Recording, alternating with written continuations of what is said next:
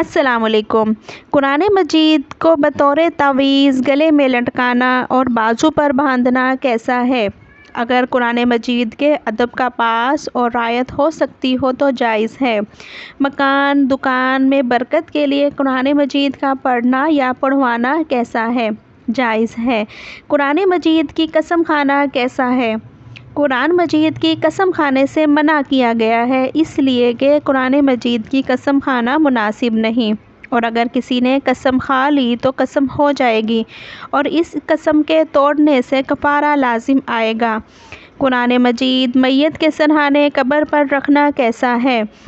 شریعت میں اس کی کوئی سند نہیں۔ قرآن مجید کو تلاوت کے وقت تکیہ یا رحل پر رکھنا کیسا ہے؟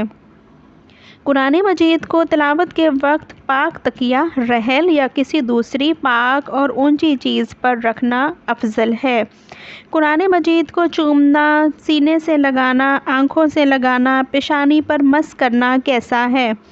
جائز ہے۔ ایک صحابہ حضرت اکرامہ رضی اللہ تعالی عنہ قرآن مجید کو اپنے چہرے سے لگایا کرتے تھے اور فرط محبت سے فرمایا کرتے تھے، میرے رب کی کتاب، میرے رب کی کتاب۔ قرآن مجید پر غلاف چڑھانا کیسا ہے؟ غلاف چڑھانا بہتر ہے، اس سے قرآن کی حفاظت ہوتی ہے۔ جزو دان میں قرآن مجید کو رکھنا کیسا ہے؟ بہتر ہے، اس سے قرآن مجید کی حفاظت ہوتی ہے اور بوقت ضرورت اس کو بلا وضو چھو بھی سکتے ہیں۔ قرآن مجید کی طرف پشت کرنا کیسا ہے؟ خلاف ادب ہے۔ سوتے یا جاگتے وقت قرآن مجید کی طرف پاؤں کرنا کیسا ہے؟ کسی بھی حال میں جانتے ہوئے بھی قرآن مجید کی طرف پاؤں کرنا سخت اور بے ادبی ہے۔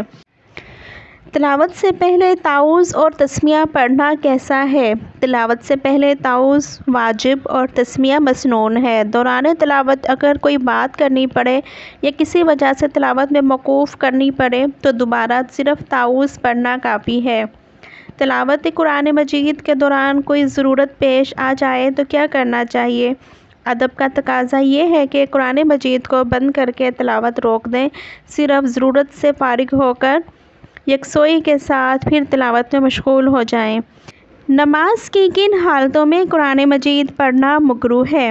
نماز میں قیام کی حالت کے سوا ہر حالت میں قرآن مجید پڑھنا مکروہ ہے۔ سجدہ تلاوت کا کیا حکم ہے؟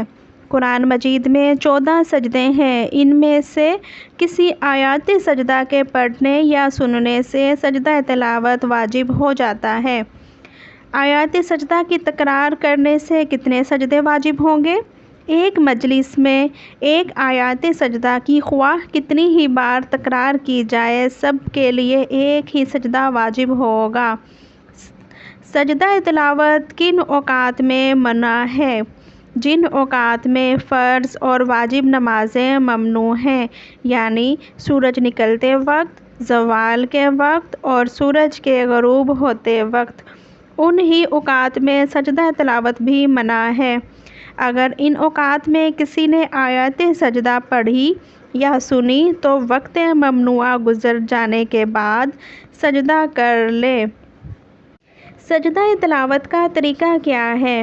بغیر ہاتھ اٹھائے تکبیر کہے سجدہ کرے اور سجدے میں 3 بار یا کم و بیش طاق مرتبہ تسبیح پڑھے، پھر تکبیر کہتے ہوئے سجدے سے سر اٹھا لے اور سجدہ پورا ہو گیا۔